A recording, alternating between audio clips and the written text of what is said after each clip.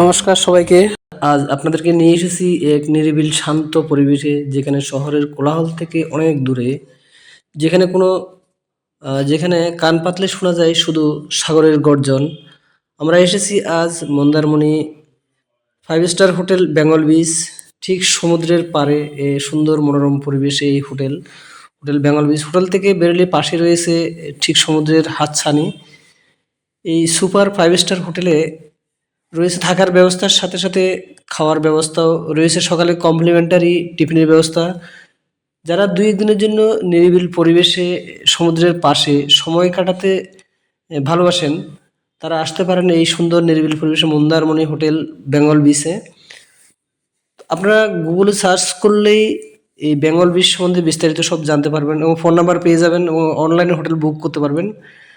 আর যারা ভিডিও দেখছেন, ভিডিও দেখার শেষে এরকম আরও ভিডিও দেখার জন্য সাথে থাকবেন। আর ভিডিও দেখার শেষে একটা লাইক, কমেন্টস এবং সাবস্ক্রাইব করে যাবেন এবং বেল আইকন প্রেস করে যাবেন, যাতে করে নতুন নতুন ভিডিও আপলোড করার সাথে সাথে আপনাদের কাছে নোটিফিকেশন পৌঁছে যায়।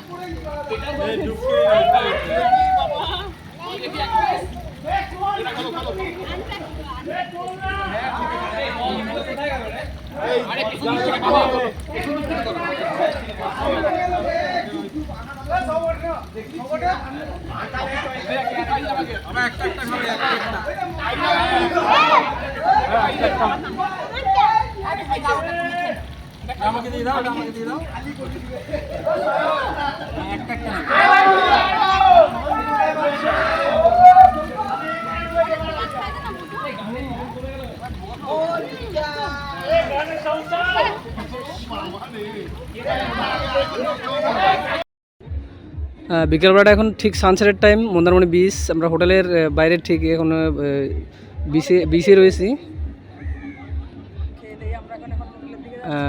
আমাদের খেতে খেতে আজ অনেকটা লেট হয়ে গেছে, যে এখন বিকেল ঠিক সানসেট, সূর্য আপসা দেখা যাচ্ছে, একটু পরে হয়তো পুরাই আর দেখা যাবে না। ঠিক এখন বিকেলবেলাতে ভাটা হয়েছে, সমুদ্রের জল অনেকটা নিচে, প্রায় 1 কিলোমিটার দূরে, 1 কিলোমিটার দূরেই চলে গেছে। এখান থেকে দেখা যায় না আর জোয়ার জল, এটা পুরোটা এখন চরে পরিণত হয়েছে, অনেকটা দূরে। বিচে হোটেলে যারা আসছেন অনেকে হয়তো বিচে ঘোরাঘুরি করার জন্য বেরিয়েছে, যদিও দীঘার মতো এতটা ভিড় নেই এই বিচগুলোতে।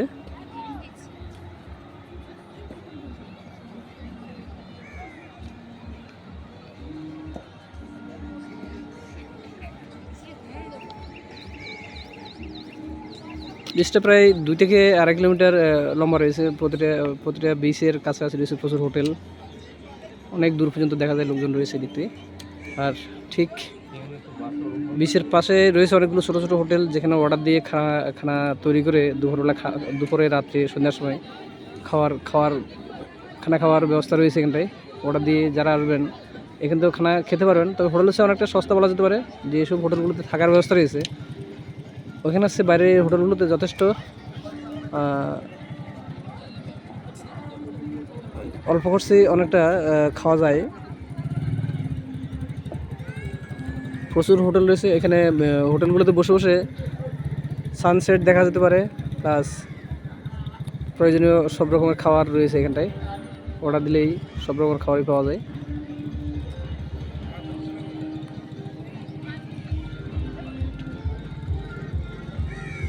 ঠিক এখন সানসেটের টাইম, সূর্য ডুবে অবস্থা, সূর্য প্রায় ডুবে গিয়েছে, এখনও পুরোপুরি অন্ধকার হয়নি।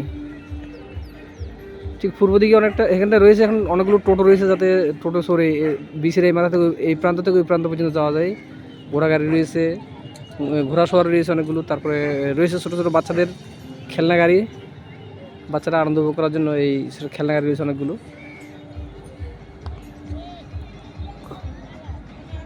দীঘার মতো অতটা এই মন্দারমণি বিচে অতটা ভিড় নেই বললেই চলে, খুব ফাঁকা ফাঁকা।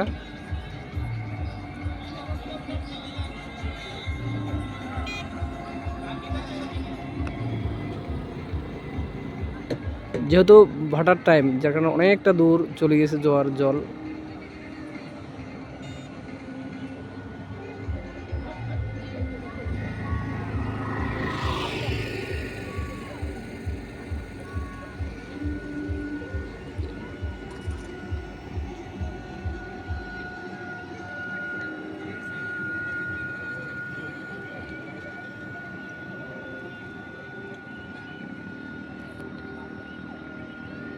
এখন যেহেতু শীতের শুরু, এখনও শীতকাল পুরোপুরি আসেনি, যেখানে একটু একটু কুয়াশাচ্ছন্ন কুয়াশা পড়া শুরু হয়েছে।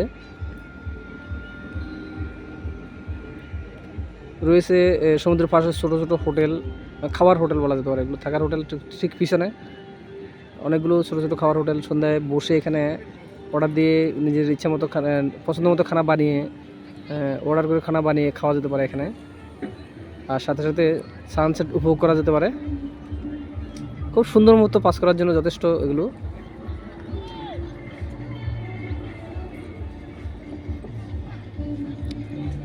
সমুদ্রের পাশে, বিচের পাশে এখানে প্রচুর প্রচুর হোটেল রয়েছে, প্রচুর হোটেল রয়েছে ছোটো ছোটো।